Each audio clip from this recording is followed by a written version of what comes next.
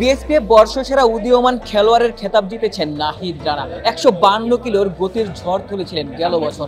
গোটা একটা বছর গোটা ক্রিকেট বিশ্ব নাহিদ রানাতেই মেতেছিল। নাহিদ রানা প্রতিপক্ষ ব্যাটারদের বুকেও কাঁপন ধরিয়েছিলেন।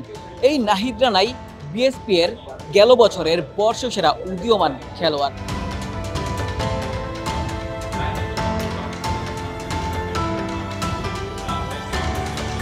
নাহিদ রানা নিজেকে অভাগা ভাবতেই পারেন। পিএসএল এ সুযোগ পেয়েছিলেন, তবে শুরু থেকে গোটা আসরটা তিনি খেলতে পারছেন না। জাতীয় দলের তার ডিউটি রয়েছে। জিম্বাবুয়ের বিপক্ষে টেস্ট সিরিজের জন্য নাহিদ রানাকে রেখে দেওয়া হয়েছে। লিটন কুমার দাস, রিশাদ হোসেনরা পিএসএল খেলতে ইতিমধ্যেই উড়ে গিয়েছেন। আজ থেকেই পিএসএলটা শুরু হতে যাচ্ছে, তবে তাকে বাংলাদেশের হয়ে খেলতে হচ্ছে। জিম্বাবুয়ে আসছে বাংলাদেশের টেস্ট সিরিজ তিনি খেলবেন এবং টেস্ট সিরিজ শেষ করেই নাহিদ রানা পিএসএল খেলতে উড়ে যাবেন। কি দারুণ একটা উত্থান নাহিদ রানার। ক্রিকেটারদের যেই এজ লেভেল ক্রিকেট, বয়স ভিত্তিক ক্রিকেট, আন্ডার 14, আন্ডার 16 খেলে নাহিদ রানা কিন্তু উঠে আসেননি। তিনি টেনিস ক্রিকেট খেলতেন। সাবেক একজন জাতীয় দলের পেসার আলমগীর কবির তার হাত ধরেই প্রথমবারের মতো ক্রিকেট বলটা হাতে নিয়েছিলেন নাহিদ রানা। সেই যে ক্রিকেট বল হাতে নেওয়া শুরু, সেই বল দিয়েই প্রতিপক্ষ ব্যাটারদের মনে কাঁপন ধরাচ্ছেন নাহিদ রানা।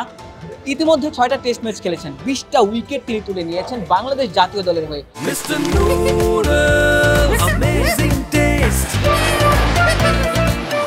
এরপর ওয়ানডে টিমেও তার আসলে অভিষেকটা হয়ে গেছে। চ্যাম্পিয়ন্স ট্রফিতে তিনি খেলে ফেলেছেন। বাংলাদেশ দলের আস্থার জায়গা এই মুহূর্তে নাহিদ রানা, যিনি আসলে 150 কিলোমিটারের বেশি গতিতে বোলিং করেন। তিনি আসলে যে কোনো দলের আস্থার প্রতীক হবেন।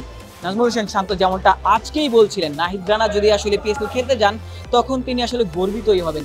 বাংলাদেশি ক্রিকেটারদের ফ্রাঞ্চাইজি লিগে, বিদেশি ফ্রাঞ্চাইজি লিগে সুযোগ দেওয়া আসলে এই মুহূর্তে সময় দাবি। এর আগে তাসকিন আহমেদ, শরীফুল ইসলামদের আইপিএল খেলতে দেওয়া হয়নি। নাহিদ রানাকে পিএসএল এর শুরুর দিকটাই খেলতে দেওয়া হচ্ছে না। আমি চাই যে এই ধরনের অপরচুনিটিগুলো বিসিবি সবসময় করে দিক।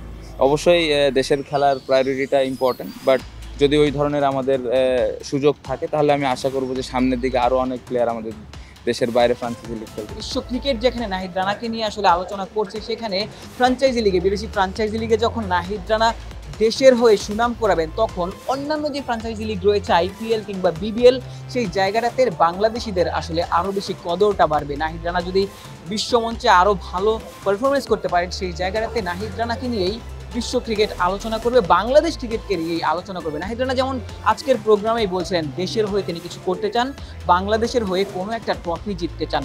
নাহিদ রানা হয়তো ভবিষ্যতে কোনো একদিন সেই স্বপ্নটা পূরণ করবেন। আশিক সারোয়ার, নিউজ 24।